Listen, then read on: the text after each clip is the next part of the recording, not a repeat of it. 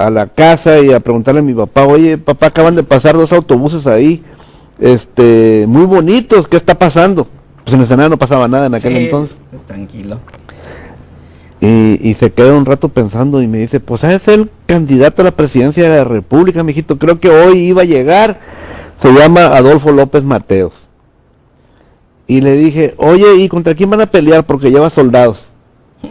La inocencia de los niños. Sí, ¿no? sí. Ajá. Y mi padre se quedó pensando, pues a lo mejor contra los del PAN, mijito, me dijo. Pues se me quedó grabado, ¿no? Porque dije, estos del PAN han de ser bastante bravos porque, ¿no? Sí, para que tengan que llevar soldados en contra de ellos. Ajá. Mi padre me dijo, yo creo que nomás por... Pero entonces de ahí de los 6 años hasta los, yo creo que 12 o 15, pues yo buscaba los del PAN porque nunca los encontraba en ningún lado. Ajá. Hasta que un día por ahí en un poste estaba un candidato del PAN ahí que para presidente municipal. Y dije, ah caray, pues estos han de traer algo, porque como para que desde entonces le sacaran los soldados, ¿no? Sí. Entonces, bueno, esa era la única inquietud que tenía, por la pregunta que tú me haces. Sí, claro. Y después yo creo que yo fui muy cumplido porque saqué mi cartilla militar, pero yo sí, pues me gustaba ir ahí al entrenamiento y me nombraron sargento de la policía militar. El sargento Rufo Apel. De ahí salió una historia en la campaña del 89. ¿La contarás al ratito? ¿No? Sí.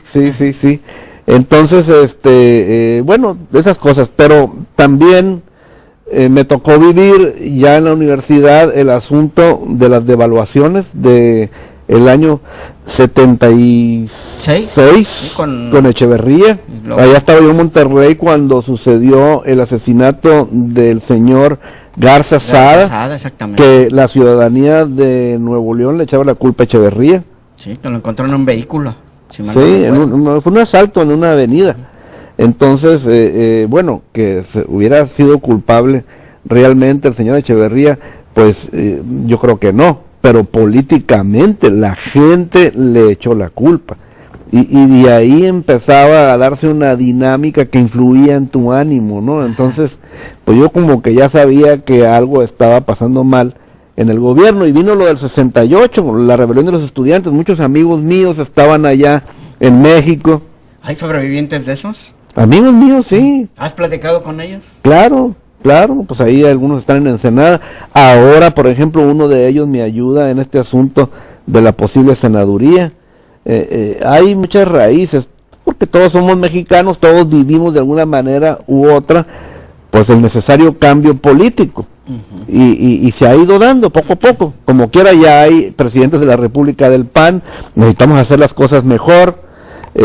Todavía todo el mundo, pues en buena medida ve esto como una lucha por el poder, y pues cada quien quiere ganar a costa de vencer al otro, cuando todos somos mexicanos, y lo que debemos de buscar es una razón común, un rumbo nacional, para que las poquitas oportunidades las logremos hacer más abundantes, porque somos muchos. Ajá. Y entonces, con ese cúmulo de experiencias vividas a través de tu infancia, de tu adolescencia y ya de tu juventud como estudiante, y tener amigos que estuvieron vinculados, digo, para un movimiento tan importante como fue el México 68, días previos a una olimpiada aquí en México 68, se complicó la situación con Gustavo Díaz Ordaz al frente del mandato federal, con Luis Echeverría Álvarez como secretario de Gobernación, que por ahí decían, esos caminos apuntaban para allá. ¿Y qué te contaban esos amigos de esas vivencias del 68? Bueno, lo de ellos empezó como una simple, pues, debate entre los grupos de una preparatoria y otra. Era un asunto de muchachos, un asunto de estudiantes de la prepa que le debatían a la otra prepa, una cosa así, pero que otros estudiantes ya, pues, de más edad, ya de universidad, recordemos que andaba el movimiento mundial estudiantil, porque se buscaba reformar los asuntos de los gobiernos y sobre todo lo de la Guerra Fría, aquello que había quedado después de la Segunda Guerra Mundial. Sí, el conflicto político entre Estados Unidos y Rusia. Y Rusia, exactamente, y el debate entre el socialismo, el comunismo contra el capitalismo, y eran como posiciones así bien polarizadas,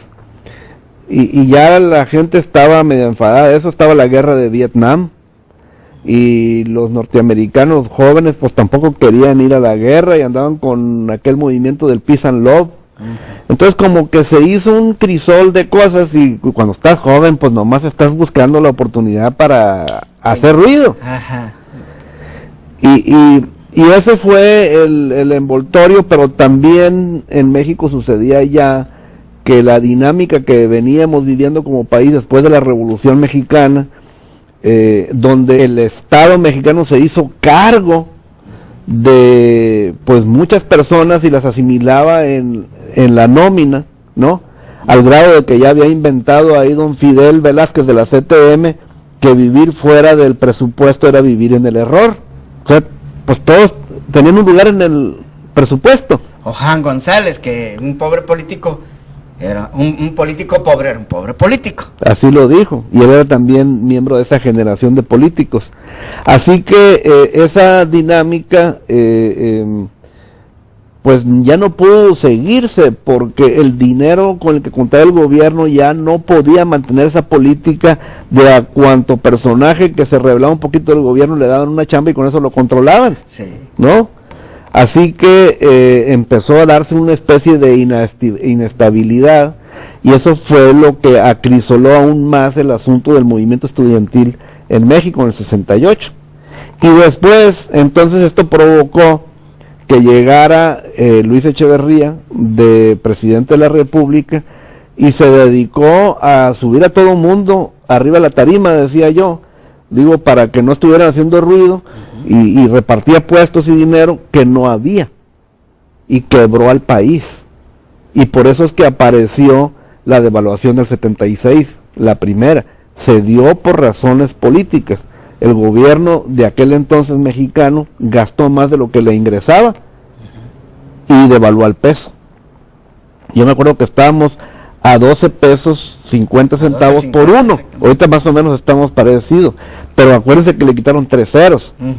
Ahorita realmente comparado contra aquel 12.50 serían 12.500 pesos por uno. Ese es el tamaño de la devaluación que se dio a partir del 76 hasta la fecha. Y ya de ahí, cuando terminas tu carrera como administrador de empresas en Monterrey, es cuando ya regresas acá a Baja California. Sí, me voy a esa empresa pesquera que te platico y empiezo de jefe personal y termino de director general, pero me costó 10 años. Más resulta que yo llego de 24 años a la empresa, y a los 30 ya era el director general, o sea, en 6 años. Y después duré 4 años de director general, y ya fue cuando me llevaron de candidato a alcalde. Muy bien, regresamos, no le cambie, aquí manténgase en este canal 54 Multicable, en Playa de Rosarito, 95 de Multicable en la zona conurbana con Tijuana, Baja California, en los otros municipios de la entidad y también a través del internet. Regresamos con esta entrevista con Ernesto Rufo Appel, precandidato al Senado de la República por el Partido Acción Nacional. Ya volvemos.